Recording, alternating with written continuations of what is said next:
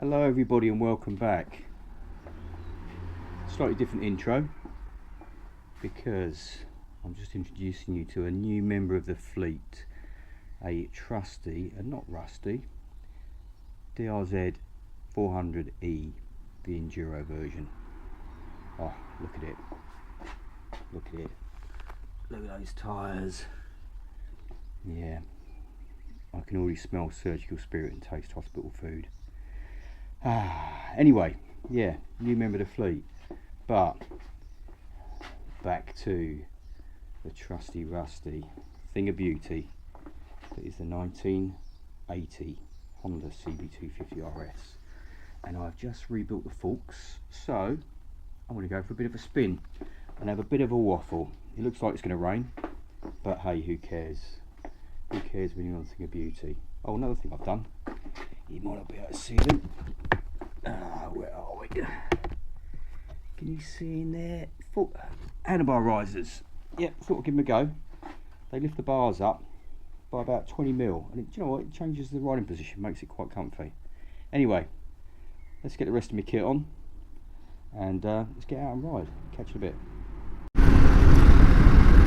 Good afternoon again, YouTubes, and firstly, an apology for the lack of RS content.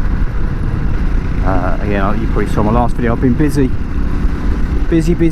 However, we are back on the thing of beauty that is the lovely 250RS. I should give it a name. It deserves a name, doesn't it? Let me know if you've got any ideas, apart from the trusty rusty, which is what generally we call it. If I'm going to go for a spin, my missus always says, "You taking the trusty rusty?" And probably 9 times out of 10 the answer is yes.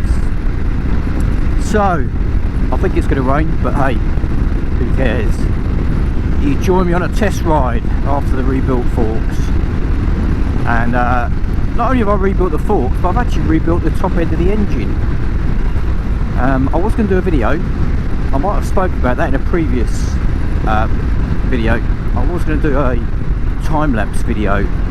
Oh, these forks are miles better. I'm going to ride some roads that I normally ride, because then that gives me an idea of how it is. But yeah, already huge improvement.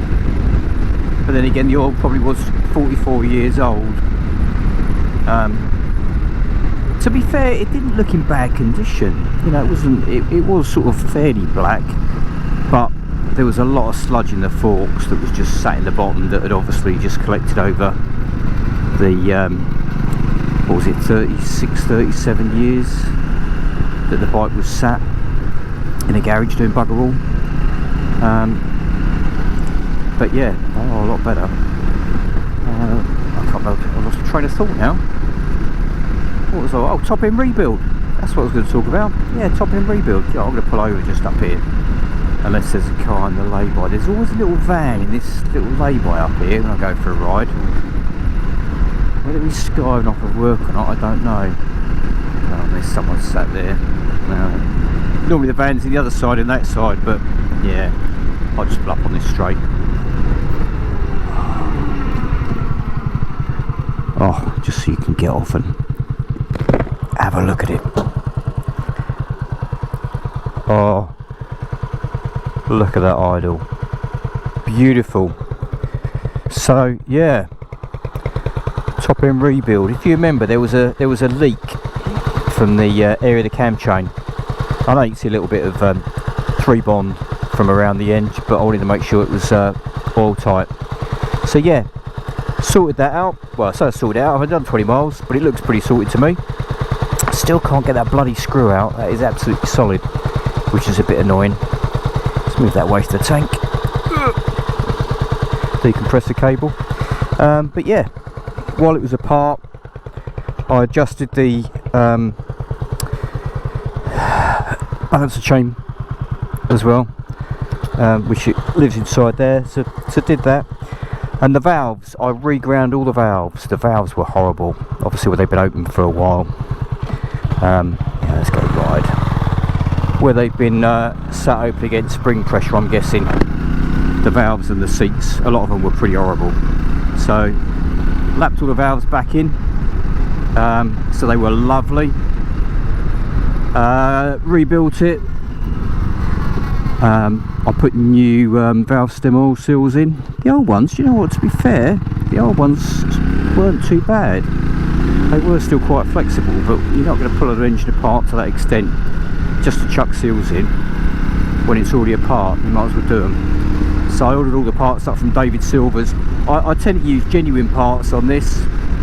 I know there's a lot of you know, aftermarket parts which do the job, but if I'm pulling an engine down and putting new valve stem oil seals in it, I'm putting genuine oil seals in it, because I can't be asked to pull it all apart for the sake of saving, you know, 20 quid or whatever it was.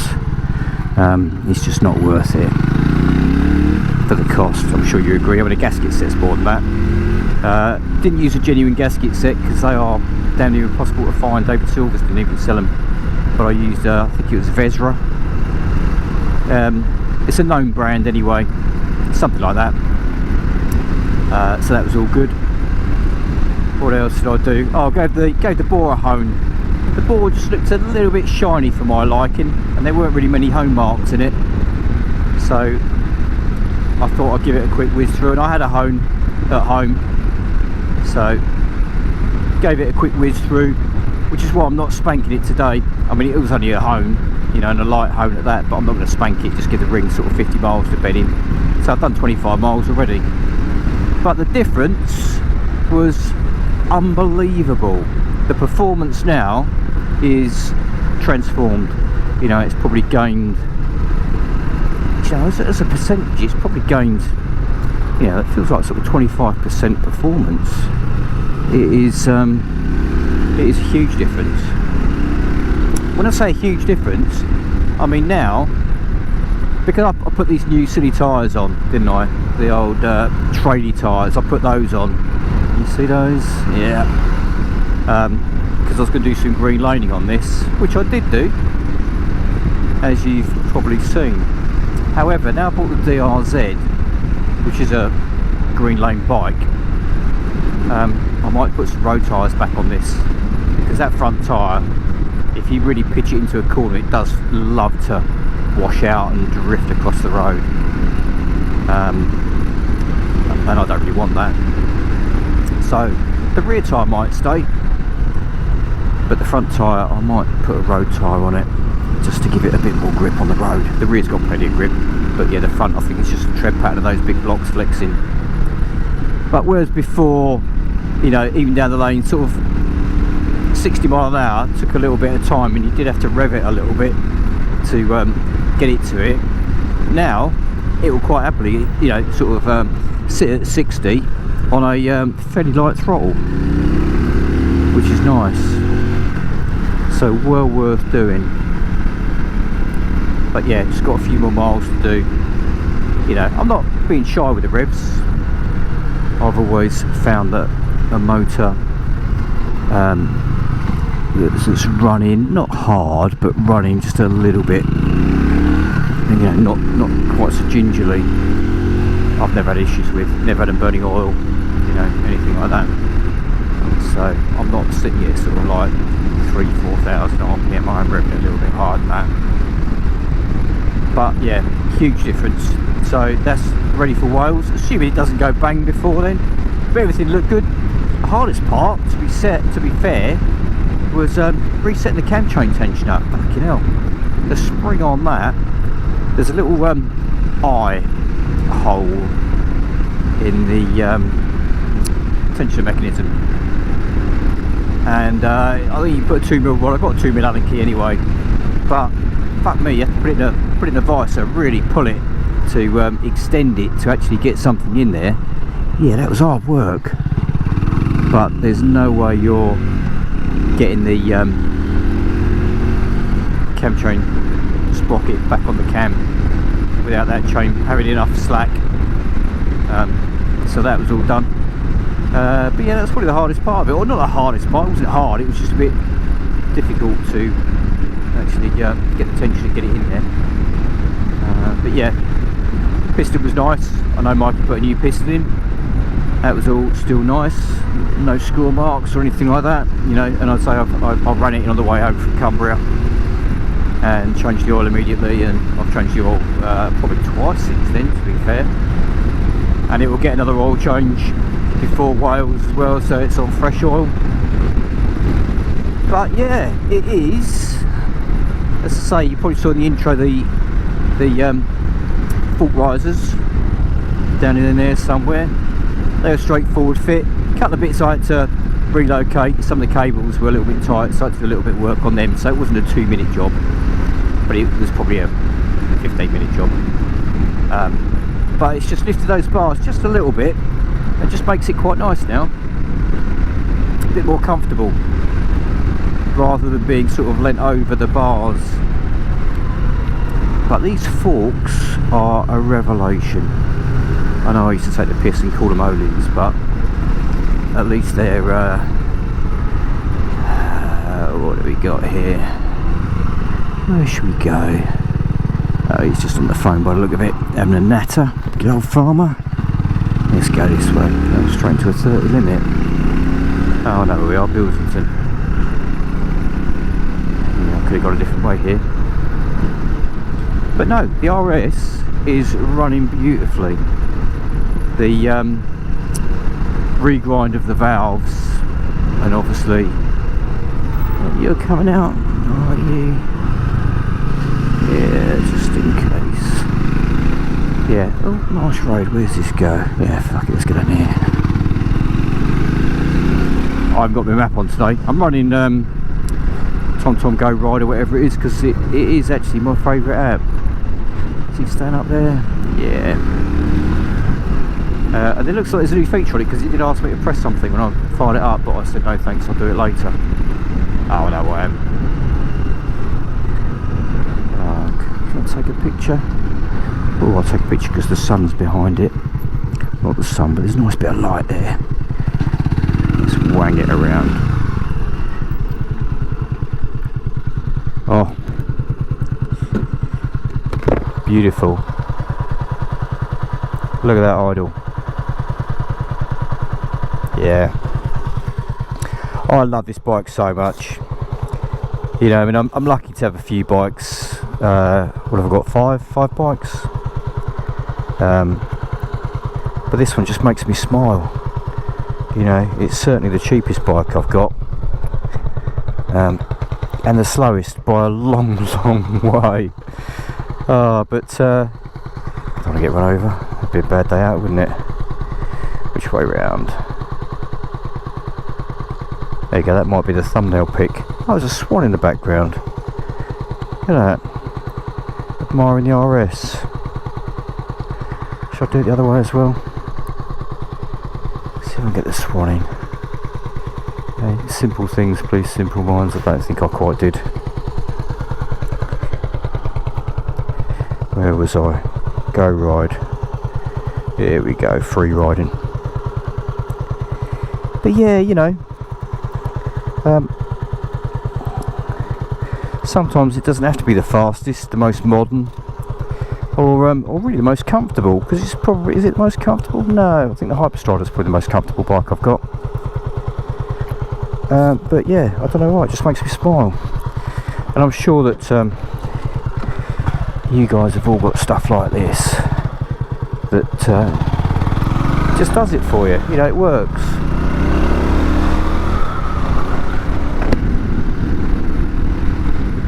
And this thing does it. You know, I've done quite a few miles on this. It's my sort of almost like my little therapy bike, because you don't really have to concentrate too much.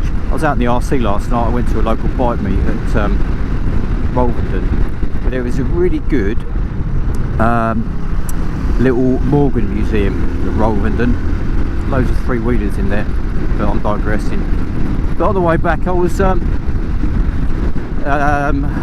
exploring the performance, shall we say, and you know, you've got to concentrate, and you really have got to concentrate. You know, you've got to look for driveways, you know, you've got to look for, you know, shitty road surface, junctions, you know. I mean, yeah, I had fun, I enjoyed myself, but there's just something about riding something that's just a little bit slower, a little bit more easy to live with. Not the RS isn't, the RC isn't easy to live with. It's a lovely bike. I'm trying to think where these little roads go. I must have been down it before because I've ridden most of these lanes either on a pedal bike or on a motorbike of some sort. But it's not funny. But yeah, look at all these bumps and ruts. You probably can't see them, but yeah, the forks are absolutely lovely, working really well. So that's a big tick. It's going to make it a little bit better for those Welsh roads. Oh, funny thing while I was doing the forks. Right, a lot of you are going to I'm trying to think of the word. You're going to sort of appreciate what I'm about to say, and this will take you back to the 80s, shall we say. In the 80s I had LCs. I had LCs in the 90s and the noughties, to be fair. I had LCs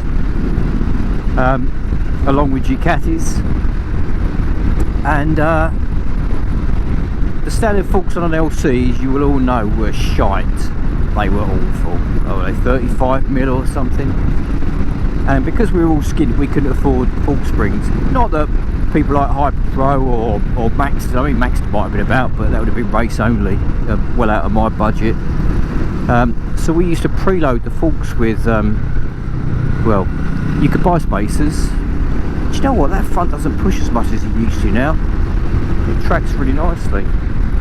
Yeah, you could buy spacers, and people used to cut bits of, you know, water pipe up and stuff like that.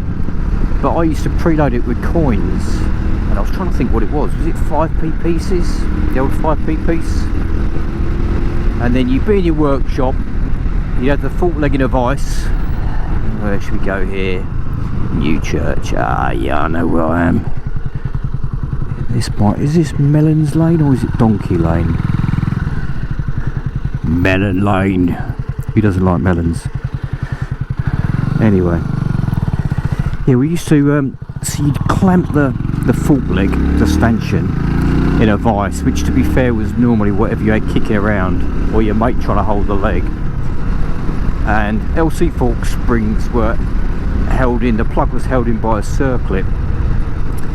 So you would be trying to push the plunger, you know, the top cap, into the leg whilst trying to get the circlip in. And 9 times out of 10 there would be a ping, and there would be coins everywhere, along with oil if the spring decided to try and escape as well, and you'd be covered in it. Well, do you know what, I had a flashback. That's what I was going to say, a flashback. This is actually handling way better than it was. I might not even stick a front tyre on it now. Yeah, I had a complete flashback to the 80s, as I had the fork leg in a proper vice with soft jaws and everything, and I had my 22mm spanner on the top, and I'm rotating. I thought it had bitten, so I lifted off the pressure, twang, the cap, 60p worth of 10p pieces, because yep, that's what I decided to preload the forks with, 60p worth, which I think was about 12mm, something like that. I didn't actually measure it, but I guess it was a sort of like 12 to 15mm maybe, of oily coins. Yeah, all across the workshop with splatters of oil. And I actually had a green bike t-shirt on earlier, and I thought, you know what, I'm going to change that. I'm going to put one of my scruffy old black t-shirts on. I'm bloody glad I did, because it's the RAF Memorial, worth visiting. Yeah, I'm bloody glad I did, because as you can imagine I was speckled with fork oil. So it was that sound, you know, people say sounds and smells taken back. It was the sound of coins pinging across the workshop, mixed with the smell of fork oil. Yeah, we've all been there, haven't we? But yeah, it took me back to being probably 18 when I had my first LC.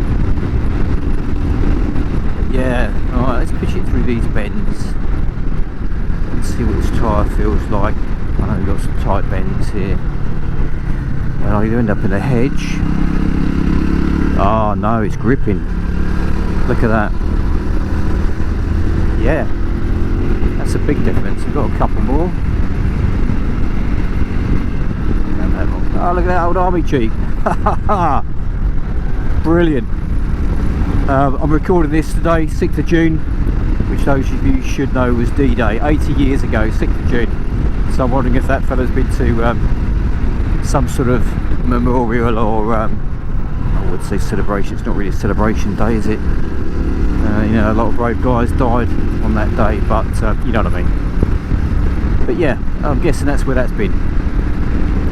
So anyway, that was it really. Quick update. Quick little chat about the RS. Thing of beauty. Oh, it's creeping towards 10,000 miles. 10,000 miles from new, I will add. Yeah, quick update. Just a quick chat about the engine rebuild and the fork rebuild today.